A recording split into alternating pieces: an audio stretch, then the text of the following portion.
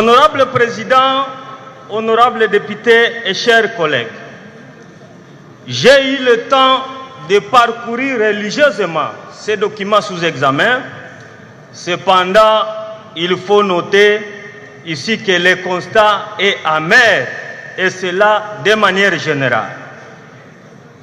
Honorable Président, honorables députés, chers collègues, pour être pragmatique, je prends à titre illustratif 3 secteurs pour le Sud Kivu: la santé, l'éducation et infrastructure.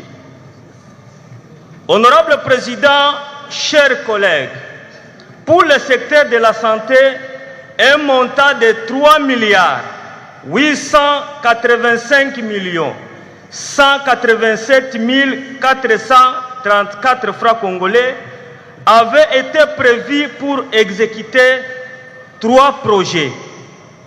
Malheureusement, le taux d'exécution est de 0%. Dans le secteur de l'EPST, 2 milliards 784 millions 749 104 francs congolais ont été prévus pour 5 projets dans le Sud Kivu, mais le taux d'exécution est de 0%. Dans le secteur des infrastructures et travaux publics, honorable Président, un montant de 2 milliards 423 millions 416 380 francs congolais avait été prévu pour l'exécution de 6 projets dans le Sud Kivu, mais le taux d'exécution, honorable Président, est de 0%. Mais, honorable Président, chers collègues, où est-ce que nous allons? Je me demande le pourquoi de ces débats sur la reddition des comptes, alors que dans le Sud Kivu, presque tous les projets prévus par le gouvernement n'ont pas été exécutés. Mais pourquoi le gouvernement prévoit des projets dont il n'est pas à mesure d'exécuter même à 10%, honorable Président? Honorable Président, honorables députés, chers collègues, je tiens à préciser ici que ce constat malheureux a été observé depuis 2019 à Uvira, ma circonscription électorale. Aucun projet depuis 3 ans et quelques mois aujourd'hui n'a été exécuté par le gouvernement congolais. Je me demande, Madame la ministre, comment nous allons accompagner le chef de l'État en 2023. Tout à mshindikiza je, honorable Président. Honorable Président, c'est regrettable. Dans mon territoire d'Uvira, en 2019, le gouvernement avait prévu la construction d'un hôpital général de référence dans le haut plateau d'Uvira. Rien n'a été fait.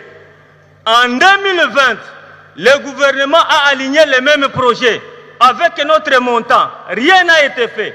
En 2021, on aligne les mêmes projets. Rien n'a été fait. Madame la ministre, sita kuomba bya mingi, arudishe franga yenye likuwa prévu pour tous ces projets. J'ai dit dans tous les secteurs, 0 exécution.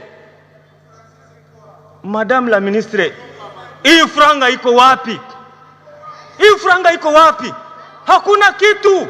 Hakuna kitu sur terrain.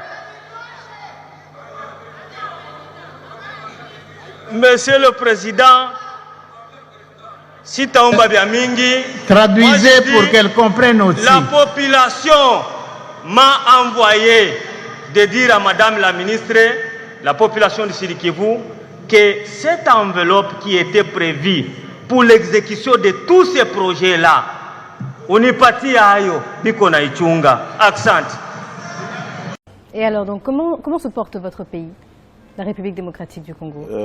Bon, le Congo va très mal au niveau social, au niveau économique, malgré ce qu'on nous chante chiffre au niveau de la croissance. Vous allez encore dire que ce sont des chimères? Je crois que c'est des chimères. Vérifiez-le auprès des citoyens. Vous verrez que le panel de la ménagère ne s'est pas du tout rempli avec la croissance à 2 chiffres. Oui. Les emplois ne sont toujours pas créés. Mais a priori, il y a eu une évolution ces dernières années. On est passé de 60 à 40% de taux de chômage. Vous ne l'avez pas ressenti? Mais ce qui est étonnant, et d'ailleurs c'est pour moi une performance extraordinaire de ce gouvernement qui arrive à donner des chiffres comme ça sur base de rien. Parce que l'administration ici, c'est connu. Allez dans nos communes, allez dans nos villes, vous verrez qu'il n'y a pas de fichier d'état civil qui soit tenu. Ah bon? Sur quelle base calcule-t-on ce taux de chômage? Combien d'abord il y a de demandeurs d'emploi? Combien sont formés? Donc quels sont les emplois vous, par exemple, vous n'avez disponibles? aucune idée du taux de chômage dans votre pays? Non, mais c'est impossible à savoir. Nous ne savons déjà pas à combien nous sommes Congolaises et Congolais. Donc c'est très difficile de dire qui sont demandeurs d'emploi et combien d'ailleurs d'emplois il y a de disponibles. Ça aussi, il faut le savoir.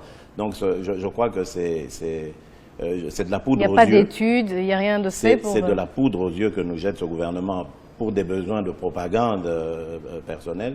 Et ça, Il a besoin de faire de la propagande, ce gouvernement? Ben oui, je crois qu'il y a une concurrence farouche entre membres de ce qu'ils appellent la majorité présidentielle. Ils aspirent tous à devenir Premier ministre. Donc celui qui est là essaie de faire le plus grand tapage possible pour